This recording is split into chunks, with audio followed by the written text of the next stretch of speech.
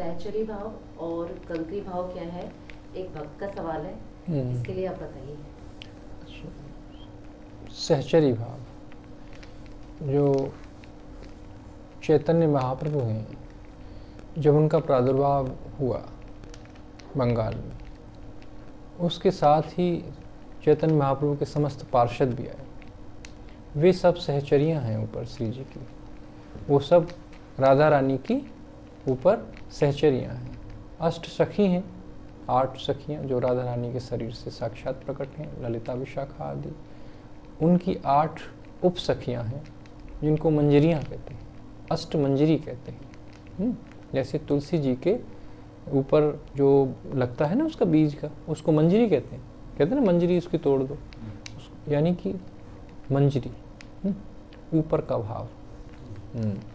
सो उनकी जो उपसखियां हैं वो मंजरियां हैं, उसकी फिर और उनकी उपसखियां हैं। इस तरह से क्लासिफिकेशन गोलोक का होता रहेगा। उसमें आपका जो है योगपीठ एक प्रक्रिया है, उसमें आपको दर्शन भी उनका होता है। प्रातःकाल ब्रह्म मुहूर्त में उसको करना होता है। दास को ये थोड़ा सा उसका दर्शन प्राप्त है। वो प्रातः आप जब बैठोगे 3 बजे 4 बजे जब आप बैठोगे तो आपके कमरे कक्ष में आप देखोगे कि एक कमल के आकार पर जो है समस्त सखियाँ, बीच में पराग जो है उसमें युगल सरकार प्रकट हुए आपके कक्ष में होगा, जहाँ आप बैठे हो, जहाँ भी आप साधना कर रहे हो। वो गुरु कृपा से होता है और गुरुदेव जब आदेश कर देते हैं जब आपके कक्ष में आएंगे वो लोग सब,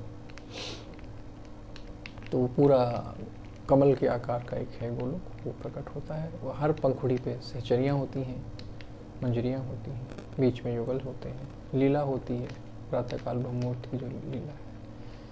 सो मंजरी भाव, सहचरी भाव, उनके समस्त पार्षद जितने आए साथ में वो सब सखियाँ हैं। उनमें सहचरी भाव का जो है संचार किया गया, सहचरी भाव का, मंजरी भाव का संचार किया गया।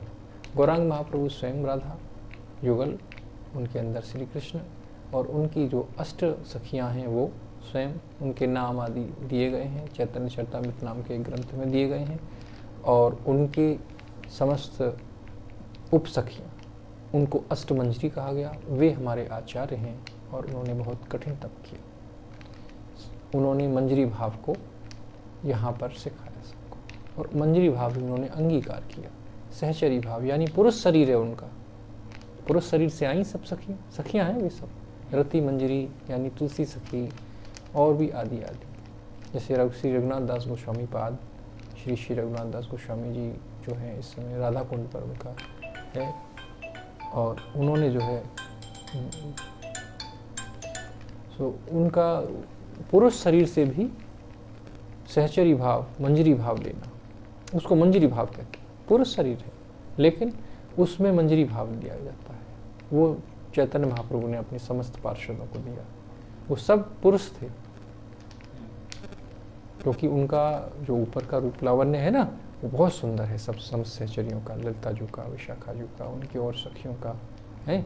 तो उन्होंने क्या किया, पुरुष शरीर से आ गया। कलयुग में तो फिर प्रचार करना है ना, उनको कठिन तप करना है, बहुत त्याग वृत्ति से तप किया उन लोगों ने।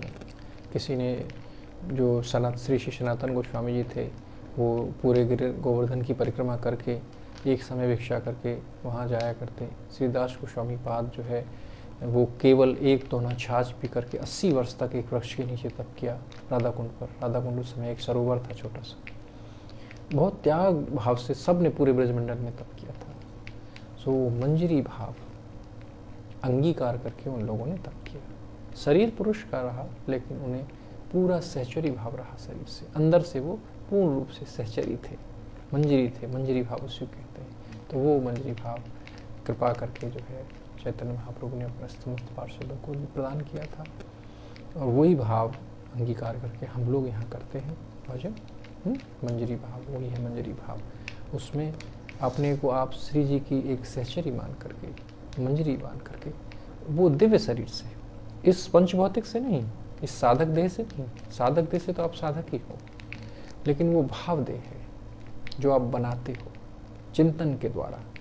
चिंतन के द्वारा आप भाव देह बनाते हो कि मेरा ऐसा स्वरूप है ऊपर, वो स्फुरित होता है आपको गुरु कृपा से। गुरुदेव प्रदान करते हैं उसको, वो ऐसा नहीं कि कोई बनावटी स्वरूप है, नहीं नहीं नहीं, आपको गुरुदेव प्रदान करेंगे, आपके ध्यान में आके या आपको जैसे भी प्रदान करें, गुरुदेव प्रदान करेंगे उस शरीर को, उसको कहते हैं आपके मंजरी भाव, मंजरी फॉर्म।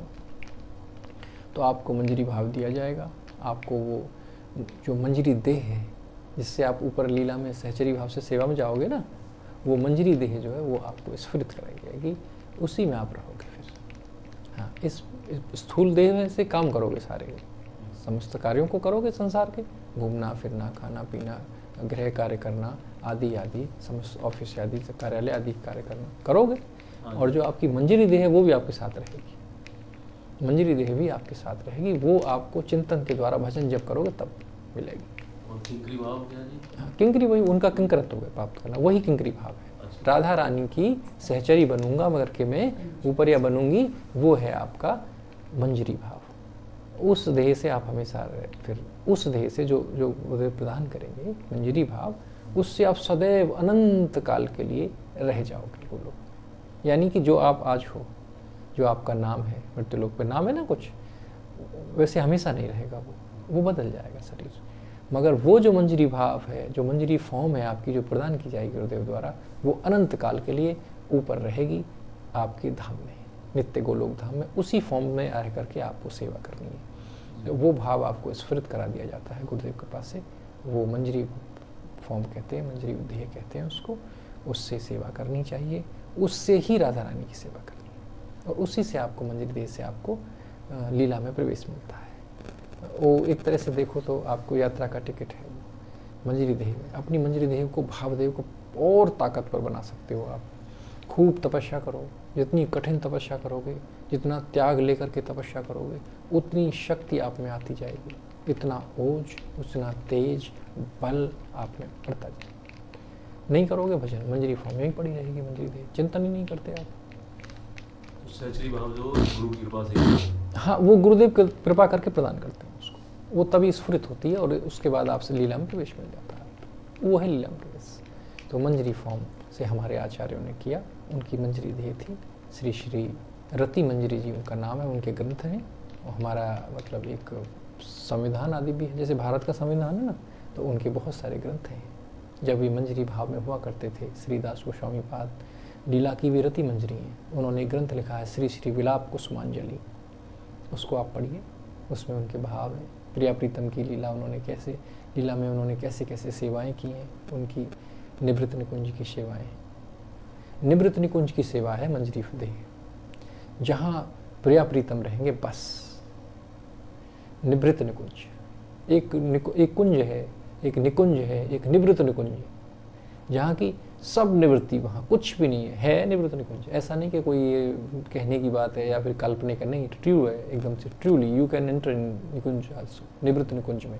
वहाँ जा करके वहाँ मंजरी देह से आप करते हो सेवा। आप मंजरी फॉर्म में, आपके साथ प्रिया प्रीतम, आप अपने कुंज में, ये है निवृत्त निकुंज। बहुत दिव्य वो आवेश होता है, वो शरीर में रहता है, उसके साथ साथ आपको भौतिक शरीर में भी आवेश दिया जाता है फिर। तो वो मंजरी देह से सेवा करनी चाहिए और वो अनंत काल के लिए रहेगा आपके साथ।